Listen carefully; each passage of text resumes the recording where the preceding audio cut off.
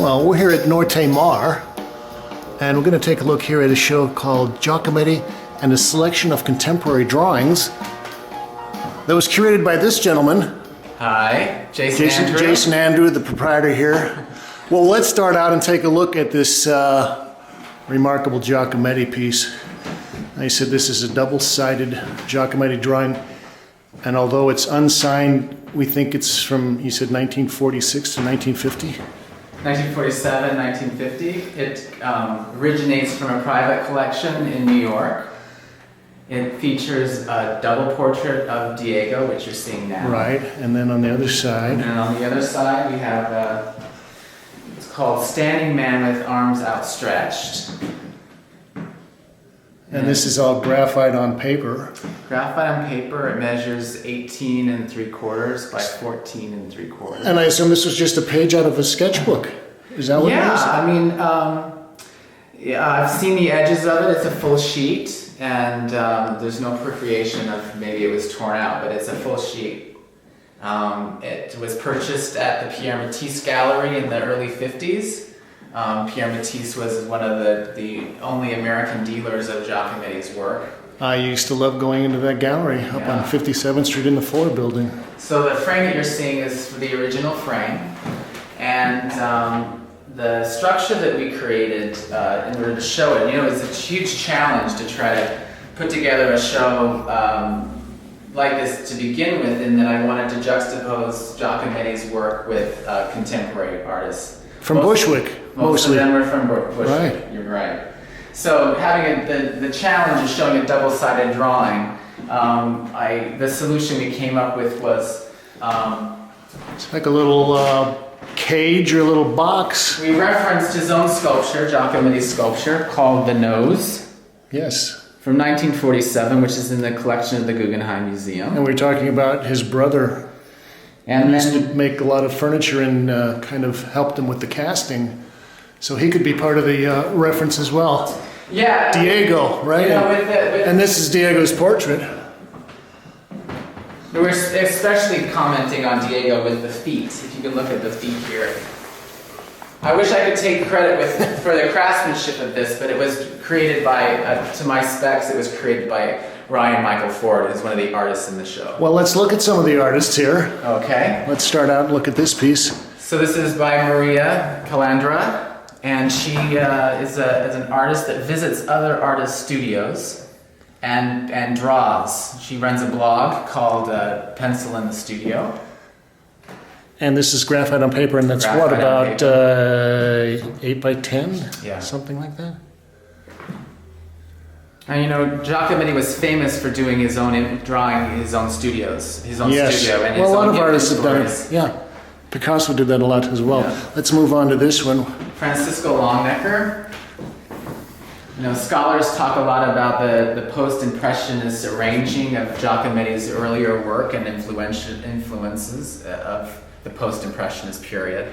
So it's really great. That's what I see in Francisco's work. Now this is mixed media on vellum, and he's got several types of film and vellum and things that he uses and sort of layers them up on the drawings. Yeah, creating a spatial depth. And we've seen his work at Storefront and some other venues around Bushwick. Just and had a show at Chelsea. Rare that closed last year, November. And we'll move on to this one here. We don't want to get bogged down too fast. I like this one because it's on a tinted paper. And you gotta love the white chalk. We love white chalk. This is Eric Mavko. And drawing isn't a huge part of Eric's practice. He usually typically draws directly on the canvas. But he uses mirrors and other kinds of distortional devices in order to recreate these interiors. And this is Kevin Curran. Right, Kevin. I saw he had a show here in the project room. Not too long ago. It was with Tamara Gonzalez. Right. Yeah. Showed a lot of his sculpture and some of his ink drawings. And so this is also layers of vellum, is that correct? He's got a couple there? It's actually like a Japanese paper. It's like a tissue paper, but very, very durable. Handles the ink very well.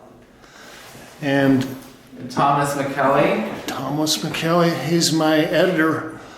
We saw his show over at Santoto guess it's been 3 or 4 months ago now. Giacometti used to always say that it's the totality of this life that I want to reproduce in everything I do. And I'm using that reference to really talk about Thomas's work, in that every drawing, every line, every crease is sort of captured, but it has an angst or it has an emotional kind of attachment to it. Well, what has he got? Is this guy trying to be a Pez dispenser? Got carried away shaving. Let's talk about this guy. Brian Michael Ford. This is the guy that did the frame, the box of the cage that you're hanging the Giacomettis in. Now this is ballpoint pen. Is that what he's using? Ballpoint pen. On paper. He uses sort of a very he uses the surrealist technique, in that he sort of approaches the canvas the paper very loosely in a sketch format, and then sort of finds the drawing through automatic processes. And Brian also has a major presence in the new New York show that's in Vienna right now, that was curated by John Silvis, and that features I think it's 8 Brooklyn artists. Really? Rico Gatson, Letha Wilson, Okay. Matthew Miller. Is this a silver point? I was wondering about that. This is graphite on paper. It's very subtle. Comes from, this piece is my own piece. I own this piece. It came from the Pocket Utopia gallery, the last show that he had. Giacometti's goal was not to create an ever greater physical likeness in his portraits, but more of a spontaneous creation of apparition again and again, which is sort of like, if you think about a drawing without creating the edges first, creating the drawing from the actual drawing from the inside out, and that's sort of what you capture with. It's kind of the opposite of what the Cubists would do, but this is a fun piece. Speaking of the Cubists, Anthony Brown is challenging a lot of primitivism when he's working with this work, and Giacometti. Charcoal on paper, is that? Yes, charcoal. In his early tours of Italy, came in contact with a lot of with the surrealisms. The surrealists came in contact with a lot of primitivism. This does look like the Venus of Willensdorf or one of the other fertility goddesses here. Sure. Okay, let's move on to this here. One of the youngest artists in the show, Andrew Zabodi. This is his first show in Brooklyn. Wow, congratulations, Andrew. He delineates a lot of the mark making of his work. He charts it all out beforehand and then allows the natural flow of mark making happen. Is this pen and ink?